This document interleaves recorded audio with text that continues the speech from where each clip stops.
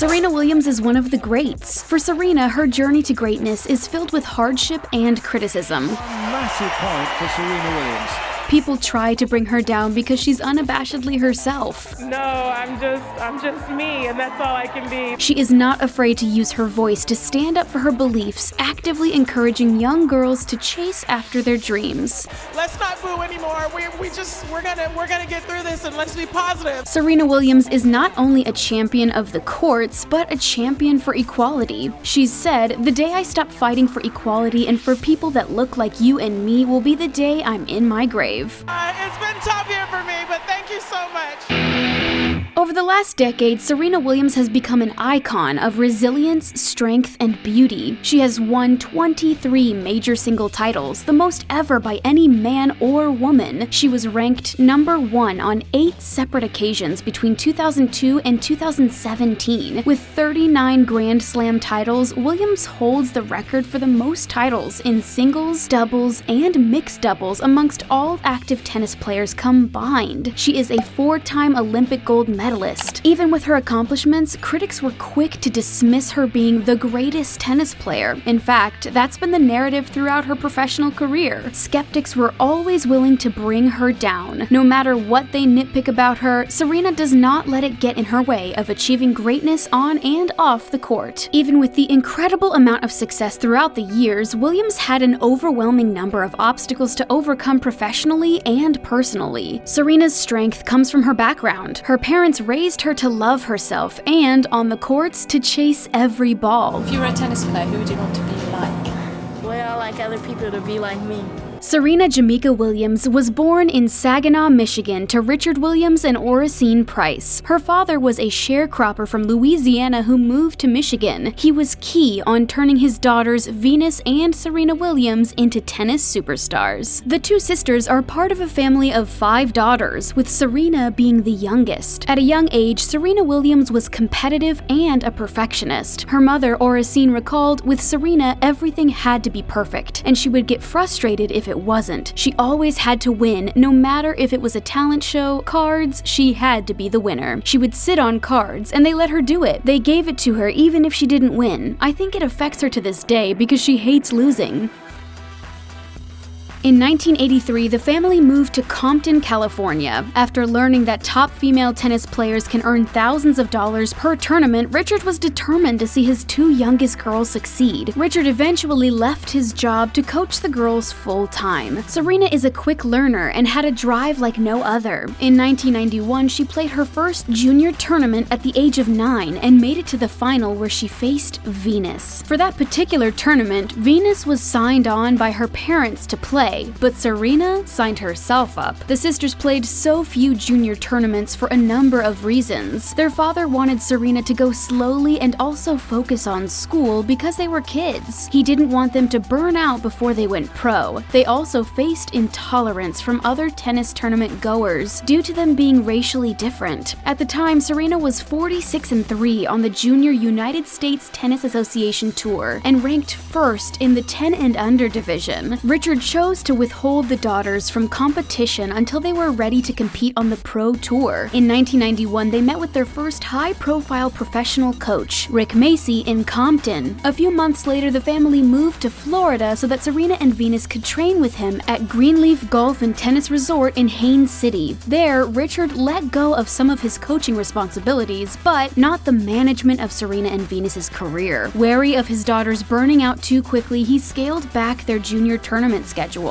Rick Macy recalled, "What blew me away was their burning desire to run and fight and get to every ball like their hair was on fire. I had never seen 2 kids try so hard. I had never seen bodies that could move like that. Athletes with their body types went to other sports. They didn't play tennis." Her family noted at an early age Serena's athletic build. Her sister spoke about how Serena was naturally gifted with an athlete's body since the age of 3. Being naturally gifted isn't enough. Serena worked hard to hone her skills. Some critics don't understand being gifted will not make you a champion, so they often put down Serena's build. Body shamers have never taken Serena down. It only made her work harder. She's been driven since she was a child, and there was no way she was going to give up due to criticism. In fact, it fueled her more. Those are eyes of a determined young lady. On October 28, 1995, at the age of 14, Serena made her pro debut in the qualifying draw at the Bell Challenge in Quebec, where she lost in less than an hour. Initially, her parents didn't want her to go pro until she was 16. Serena was determined to test out her skills against others. Unfortunately, Serena lost many matches. Tennis legend Nick Bollettieri recalled, "From the years I traveled with the Williams family and they came to my camps, the story I most remember is Serena sitting in the shade in my stadium court, head down, so upset. She said, 'Nick, I'm tired of coming in second place.'" With a stronger fire, Serena started winning. At age 16, Serena and partner Max Mirny won the mixed doubles title at Wimbledon, and again 2 months later at the US Open. Serena also won her first professional title in doubles in Oklahoma City with Venus. Serena and Venus won 2 more doubles titles together during the year. Williams finished the year ranked number 20 in singles from last year's 99th place. Ever since she was young, Serena had great confidence in herself. She often said she could easily beat male tennis players. She tried doing so in 1998 at age 16. Though she lost, she showed great spirits, challenging the norm. On September 11, 1999, at only 17, Serena won her first Grand Slam title at the US Open. The number 7 seed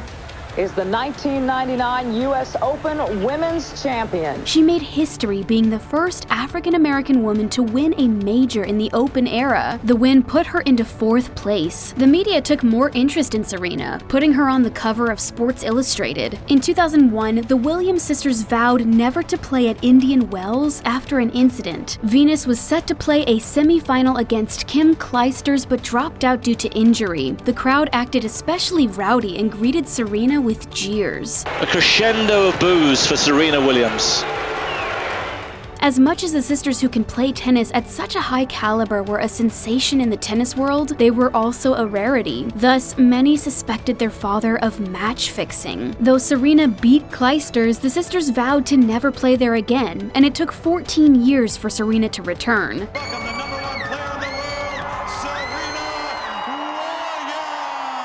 Later that year, the sisters met again in the final of the US Open, the first Williams vs. Williams Grand Slam title match. Serena loses to big sister Venus. People say this loss was worse for Serena because it was to her sister, but it motivated her like no other loss. After an injury, Serena took over the courts. She won her first day court title at the Italian Open, the 2002 French Open, her first Wimbledon title, and the US Open. She returned to the Australian Open a year later and won, completing the Serena Slam by holding all 4 major titles simultaneously but not in the same calendar year. Incredibly, Serena faced Venus in all 4 finals matches. Coming off a high, the next few years Serena faced many hardships. In 2002, her parents divorced, which put a strain on her mental health. Then, in 2003, her sister and assistant, Yetunde Price, passed away unexpectedly, adding more to her mental strain. The tragedy shook the family as the 5 sisters relied on each other emotionally. That didn't stop her from playing tennis. Serena won her second Australian Open early in 2005, but had to deal with her knee injuries, poor conditioning, and coping with her sister's tragic passing. Serena began to focus less on her tennis career and did more things outside of it. In 2007, a charity trip to Africa changed Serena's life. Her mother explains, "Seeing where she came from, how we got to where we are now, seeing the ports where they shipped us off, and the life of our people, that really changed her attitude about being a black woman." Serena's new resolve rekindled her love for tennis. She decided that if she's going to play, she's gonna win, and that she did. Newly determined, Serena begins working with renowned fitness trainer Mackie Shilstone. After working with some of the best athletes in the world, he said, "Serena is one of the most mentally tough individual athletes I've ever seen, man or woman, in 30 years of experience." In 2008, Serena and Venus won doubles at the Beijing Olympics. A few weeks later, Serena won her 3rd US Open title. Coming off a win at Wimbledon and having won 3 of her past 4 majors, Serena makes it to the semi-final of the US Open, where she looks to defend her 2008 title. In the semi-final, Serena plays Clijsters, at the time an unseeded wildcard, who had last won the tournament in 2005 and lost the first set 6-4. She bashes her racket on the court, earning her a warning for racket abuse. In the second set, with Clijsters up 6-5 and Serena serving, to send the set into a tiebreak, lineswoman Shinode Tsurubuchi called Serena for a foot fault on her second serve. Serena argues the call, threatens the lineswoman. The match ends early. 3 months later, she is fined $82,500 and placed on a 2-year probation. It's the largest fine ever levied against a professional tennis player. Friends and family close to Serena explained she was at a breaking point after everything she's experienced throughout her professional tennis career. She later apologized for the outburst. In 2010, she continued to win, but in January, a pulmonary embolism was detected in her lungs. She did not play again until June of 2011, but she was back in the courts in no time. Serena returned to the courts, but with a losing streak into 2012. After defeat, Serena reached out to French tennis coach Patrick Mouratoglou. While most players leave town after losing, Serena decided to practice at the place she lost the French Open. In 2012, with Mouratoglou, Serena worked hard. 3 months later, she won Wimbledon for the 5th time. She followed that performance by winning 2 Olympic gold medals in singles and doubles at the London Games. In 2013, Serena, now 31 and the oldest female tennis player to be ranked #1, won her 5th US Open, then made history again, being the oldest winner of the Australian Open at 33 years old. The same year, she won her 20th Grand Slam victory after winning the French Open. The next month, Serena won Wimbledon for the 6th time and at 33 years, 289 days, becomes the oldest player to win a Grand Slam singles title. With the win, she earned her second Serena Slam by holding all 4 major titles at once. She was 1 win away from tying Graf's record of 22 Grand Slam wins and becoming the first woman since Graf in 1988 to complete the calendar year Grand Slam. Sports Illustrated named Serena its Sportsperson of the Year, the first solo female to be awarded the honor since 1983. Serena was criticized for the magazine's cover image, but it didn't faze her. Serena is very comfortable in her skin because her mother made sure she raised her daughters to know they're beautiful and strong women. As a powerful woman of color in the world of tennis, she was not the norm. Critics did not hold back to let her know. They have depicted her in unimaginable ways, commenting on her skin, body, and features, often conveying that she should play men's tennis. She's been tested for performance-enhancing drugs more than twice as often as her peers. With the increased amount of spotlight, Serena used it to become an advocate. Though Serena never set out to be a role model, she is an aspiration for millions. Those closest to her say she is simply being herself. Staying true to herself was key. She never gave up, and those are the actions that made people realize Serena is a warrior. With her platform, she's very vocal about equality for women and people of color, as she is both. She is a vocal advocate of the Black Lives Matter movement before the movement went national. In 2015, she wrote a piece in Wired magazine encouraging Black Lives Matter activists not to get discouraged. She's also praised those who have fought for social justice, such as Colin Kaepernick. For over a decade, she's been pushing for equal pay for women in tennis and other fields. In 2017, Serena Williams broke down why the gender pay gap hits Black women the hardest in a powerful essay for Fortune. She wrote, "The cycles of poverty, discrimination, and sexism are much harder to break than the record for Grand Slam titles. For every Black woman that rises through the ranks to a position of power, there are too many others who are still struggling." And we have to use our voice, and we have to deserve the same treatment as everyone else. She embraces her identity. Serena has backed many woman-owned companies such as Bumble, The Wing, and Billy. Recently, she bought a stake under her daughter's name in Angel City, an upcoming women's professional football club, as she wanted her daughter to be part of history. When faced with unfairness, Serena is not afraid to call it out, such as the case when she called out an umpire for taking a game when she called him a thief. You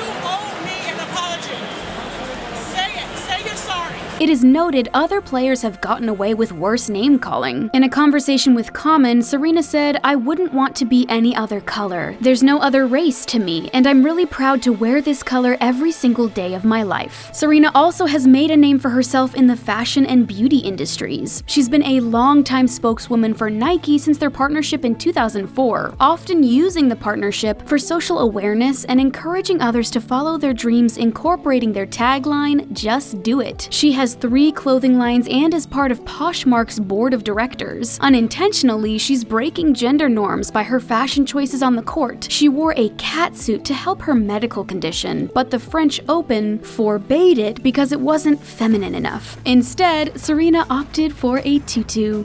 On January 28, 2017, Serena became undeniably the greatest. Congratulations, Serena, on number 23. She defeated Big Venus in Melbourne to win her 7th Australian Open title and capture her 23rd Grand Slam, giving her more Grand Slam titles than any player in the Open era. The record proved skeptics wrong. There's nothing to fault in her professional career. Serena is the greatest. It was later revealed she was 20 weeks pregnant at the time. After the birth of her daughter, Serena suffered from a pulmonary embolism. After recovery, she later returned to the courts. However, she was unable to capture another title until earlier this year at the 2020 ASB Classic. No matter what comes her way, she will never give up. Serena Williams' legacy is still being written. Our champion, the legendary Serena Williams.